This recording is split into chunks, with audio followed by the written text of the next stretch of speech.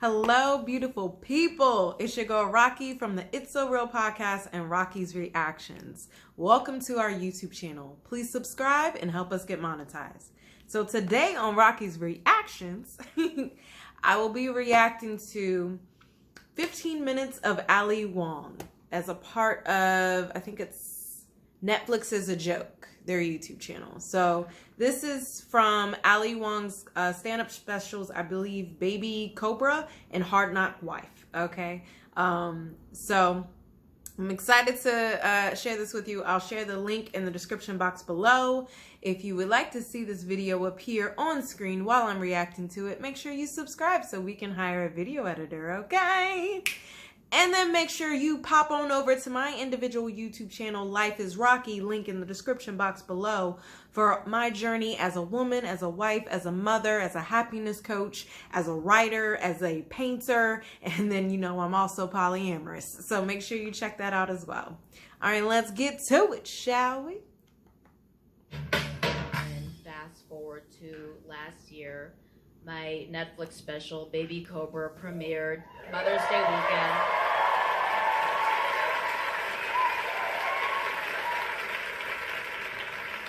And it was crazy. Nothing like that had ever happened to me before. All of a sudden, scalpers were charging up to $1,000 a ticket to see me headline live. Over 300 people dressed up as me while I was pregnant in that striped dress for Halloween.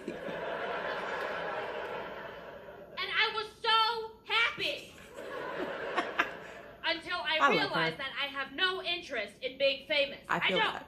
All I ever wanted was more money for less effort.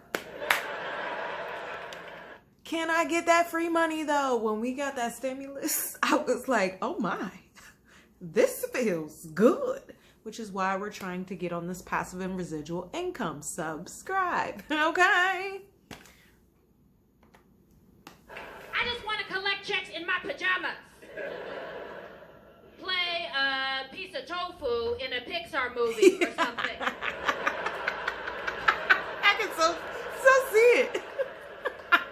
Yeah, come on, you see it. You know, the tofu got glasses and a lot of attitude. Sing some song about the joy of soy with Justin Timberlake. My arch nemesis can be a piece of beef played by Idris Elba. And stringer beef or something.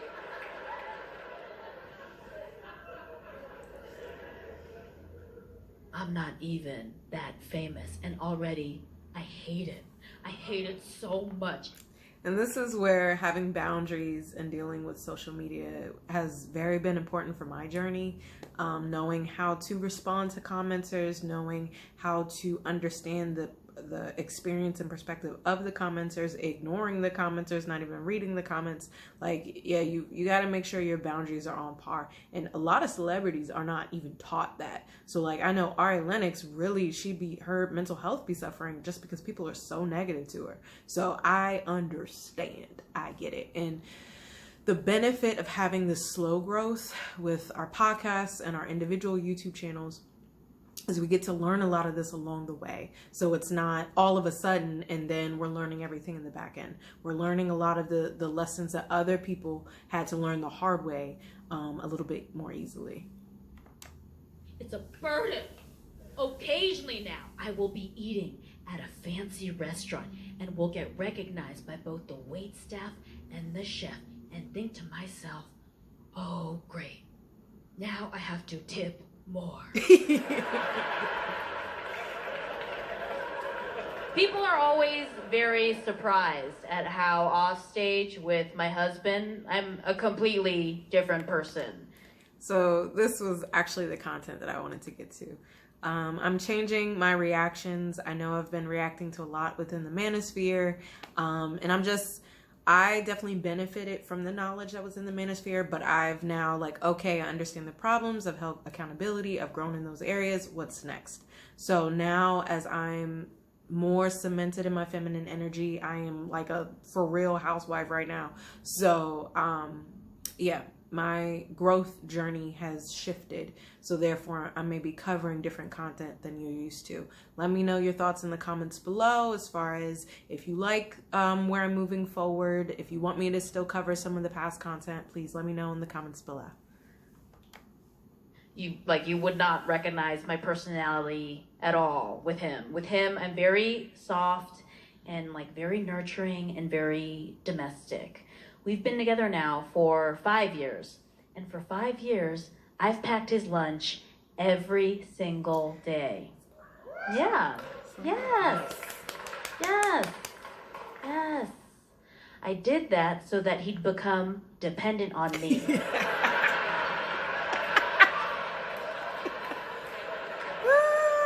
Yo, okay, so my life partner can cook. He can throw down. But as of late, since I've been making breakfast, lunch, and a lot of our dinners, sometimes it's like he just doesn't want to cook.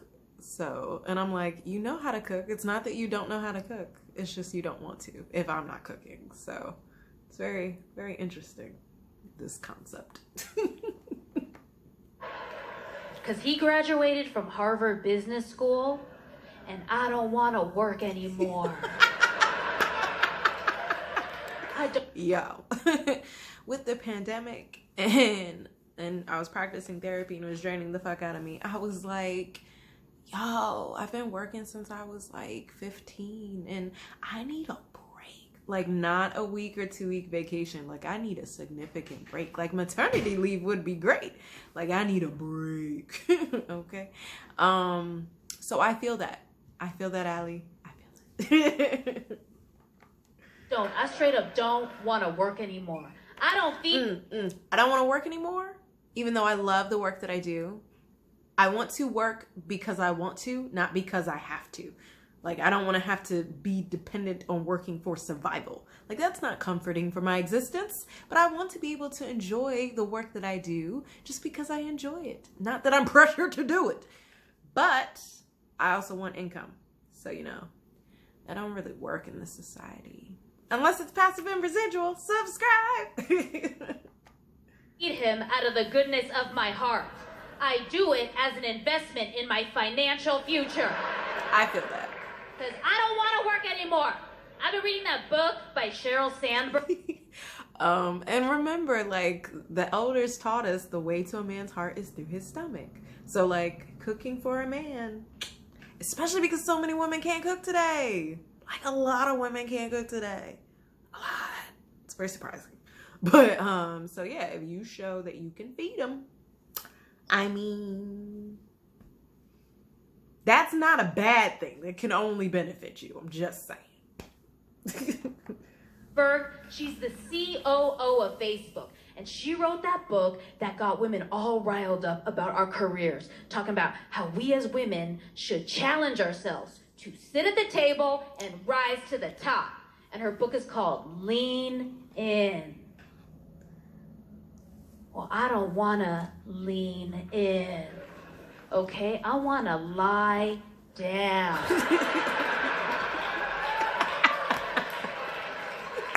I want to lie the fuck down. I feel it. So since the transition of my career, it's been like, what, 3 weeks? And first I was overwhelmed because I felt like I still had a lot to do. Was still transitioning my career, so still doing a lot of work. But I got a calendar for like a visual calendar that I can mark on. And that's been very helpful for my organization.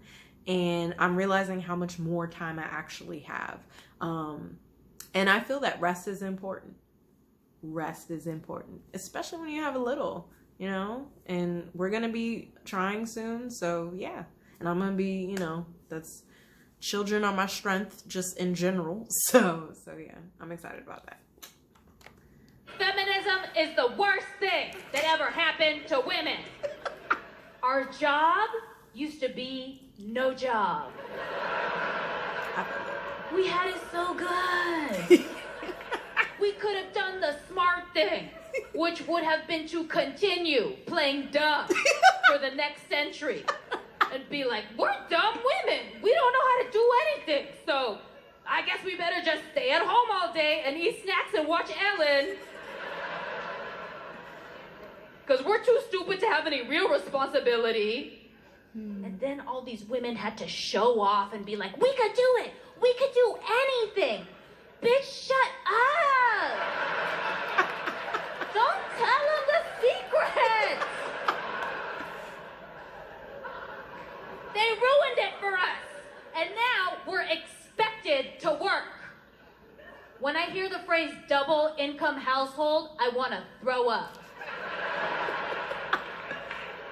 A lot of my friends, when we walk around together. So we really are expected to work. I really feel it. Like, again, I understand, like, some households just, it was not healthy, you know. I get that aspect. And I also understand the aspect, like, some women enjoy the work that they do. Like, I was a therapist for 6 years. I'm now a happiness coach, and I'm going to be, you know, a published author and all this other stuff. So, like, I enjoy the work that I do. I enjoy helping people. It's just, again, being expected to work is where it's like, come on, society, we got AI. We can't figure this shit out. I mean.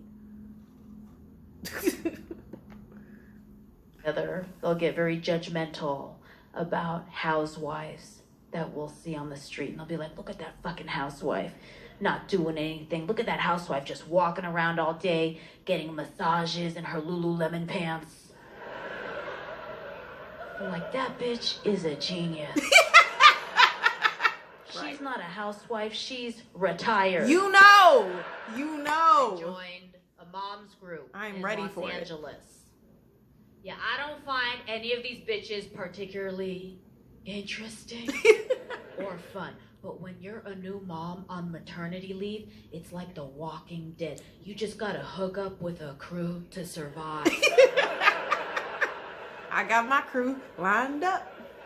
Got my activities. I used to hate on other moms for the clothes that they wore. You know, these fucking clothes that moms wear, all that cheesy ass animal print and loud, metallic, shiny shoes.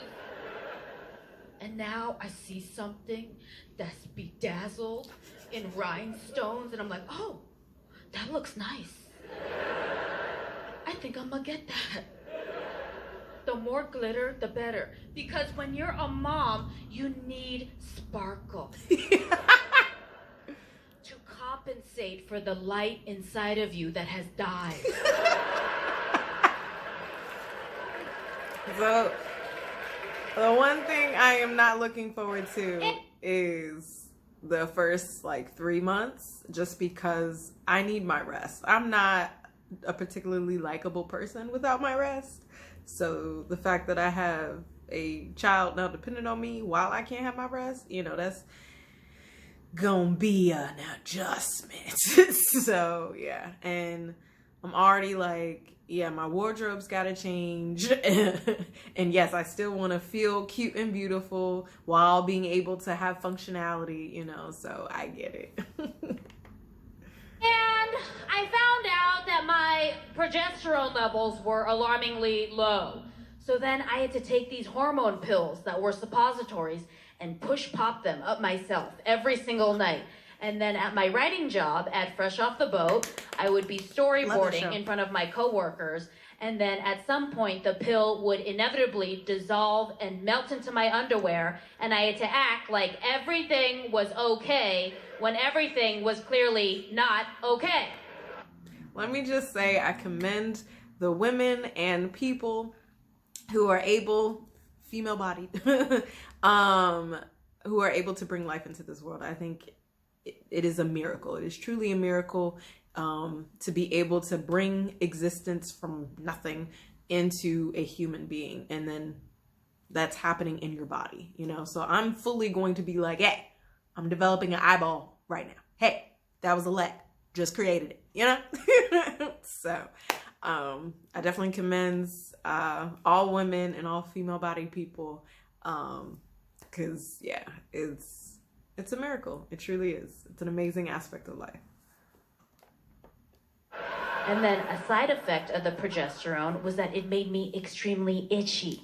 So then I had to find ways to discreetly scratch myself underneath the conference table and then resist the urge to immediately smell my fingers afterwards.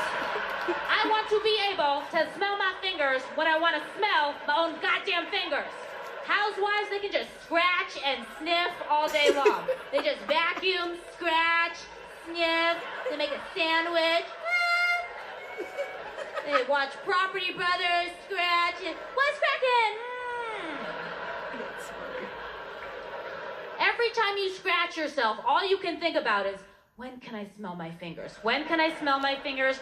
When can I discreetly find a way to smell my fingers? Nature made you urgently curious to protect you because you got to check that it's all good in the hood. If it's too funky, you need to see a doctor. Your fingers are your first WebMD. Housewives, they don't got to shit in an office. Housewives get to shit in their house.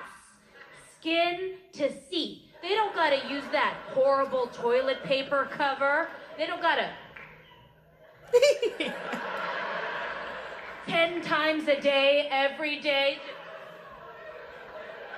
Like you're about to eat a sad-ass meal. They don't got to do that. They don't got to use that one-ply toilet paper, that office toilet paper that they purposely make difficult to pull out. They try to ration me with their communist toilet paper. That's not even effective. It basically just dehydrates your butthole. It's basically like wiping your butt with the desert. I literally spat on my toilet paper 2 days ago to try to make a MacGyver baby wipe to moisten it. And then it backfired because my fingers broke through and digitally stimulated more doo-doo to come out. And then I had to start all over again. Oh, gosh. That's terrible. That's fairly unfortunate. And you can never finish wiping at work because you always feel rushed because you're paranoid that your coworker's going to recognize your shoes underneath the stall. And you're like, oh no, Courtney's listening. She's waiting. She's timing me. And then you hurry. And then you never finish wiping, and then your butthole feels caked in doo-doo all day long. And then if you dare scratch yourself, your underwear at the end of the day, it looks like it's been run over by the Goonies. Oh my gosh. I will say I'm thankful that the offices I worked at had single bathrooms. So I didn't have to worry about that. You had to worry about somebody coming in after you and they're not being sprayed. But you know, keep it pushing. No eye contact. But yes, even like as I'm transitioning my career, I'm gonna continue working from home. Just because office space means rent, and I'm paying rent already. So let's just keep it at home, shall we? Uh-oh, accident. Don't know if I should check, see what's okay. I mean, there's nothing I can do about it, so let me mind my business, shall we?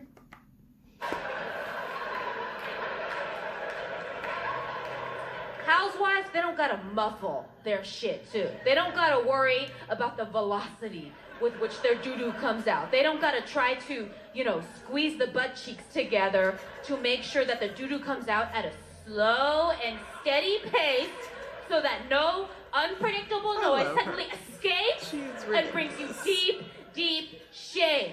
Housewives are free to just blow ass into the toilet and let it echo and reverberate to the ends of their hallways while one... And what I don't get, what I do not understand is mothers, lock your damn door.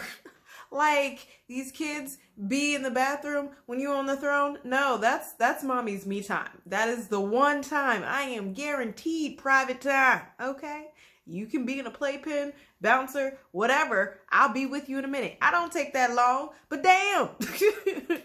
Door will be locked. You can bang against the door. At least I know where you are. But no. Like, my life partner and I have a boundary with that. We don't need to know each other in that way. Nope. No, we don't. Let's keep some mystery, okay? watching as much Netflix on their iPad as they want. They don't gotta take these boring, repressed shits. They can listen to podcasts, Planet Money. They could do whatever they want.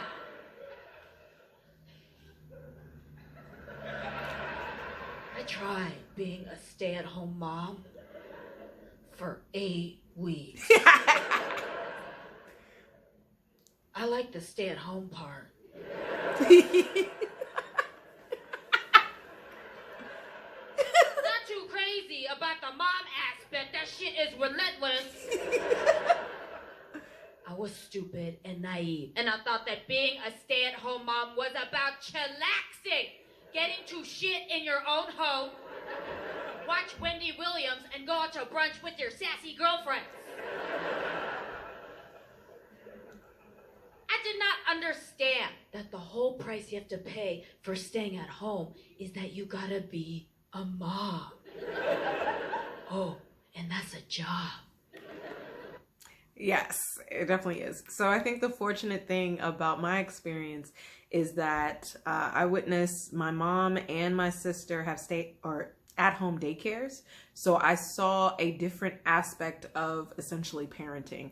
And then also within my practicum site, when I started therapy, I was at a child care center. And they had from like newborns to school age. So I was able to see that aspect and see the job aspect of child rearing essentially and child care providing. So I will be staying home for the first 5 years of life with our children, and I am taking that as intentionally as a job. So making sure, like, I'm going back to school this semester for child development classes, and just to make sure that I'm aware of the other areas of need. I'm very aware of the biopsychosocial needs just because of my training as a therapist. But yeah, I am willing to learn more and foster that environment, because if they're not going to daycare or preschool, I need to make sure that I am having that environment for our children. It's a whack-ass job. You get no 401k, no coworkers. You're just in solitary confinement all day long with this human Tamagotchi. Oh, that's don't hilarious. got no reset button, so the stakes are extremely high. I can already see how there's like this crazy Oh my God, that's funny. Okay, so I've already looked into play groups that I can be part of, so I can interact with other parents. And then also I'm going to put them in swim classes. I found one that starts as young as 3 months. So that's something that we can do, as well as going outside. We have a lot of different parks in our areas. So I am making sure to get out of the house to try to interact with other adults, and, break it up from the solitary confinement. But yes, I am aware of my impact on our children. So I'm very intentional about my parenting of them. So yeah, that was hilarious. Double standard in our society of how it takes so little to be considered a great dad. And it also takes so little to be considered a shitty mom. People praise my husband for coming to all of my doctor's appointments with me. Oh my God, I can't believe he comes to all your doctor's appointments. He is so supportive. Guess who else has to go to those doctor appointments? Me! I'm the star of the show. There's nothing for the camera to see if I'm not there. But he's the hero for playing Candy Crush while I get my blood drawn. Meanwhile, if I do mushrooms 7 months pregnant, I'm a bad mommy. Nobody could have predicted this outcome. So much so that before we got married, his family made me sign a prenup. It's true. And now, if we get divorced, their son is fucked.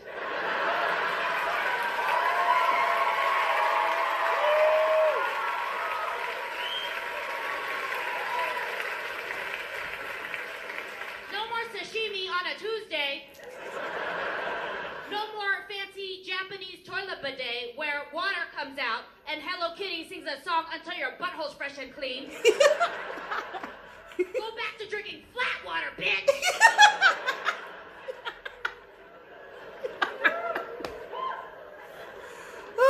I love her. A lot of people like to ask me, Allie, how on earth do you balance family and career? Men never get asked that question. Nope. Because they don't. Talk about it. They just neglect the child for like 90% of the day, and that's perfectly socially acceptable. But the standards for dads are so low that they get so much praise for doing so little. Oh, God. My husband occasionally changes diapers, and when people hear that, oh my God, confetti everywhere! I cannot believe that your husband changes diapers. What a doting modern father. Lucky you! When my baby girl was first born, I would do skin-on-skin contact every day to bond with her. She shit on my chest.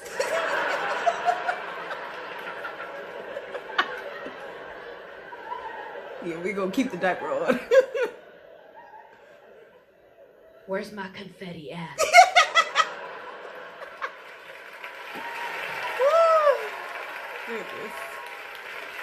She was hilarious. But I like that, you know, her first special was like praising Housewives, and then the second special was saying more of the reality of it. Because I think, I know growing up, being a housewife wasn't a positive thing that I saw. Like, I saw how exhausting it was. I saw how unfair it was. I saw, I didn't see a value in it, you know. And with reconnecting with my feminine energy, I became a lot more understanding the value of being a homemaker and being a stay-at-home mom, and how much I can really impact our family legacy and our children with that.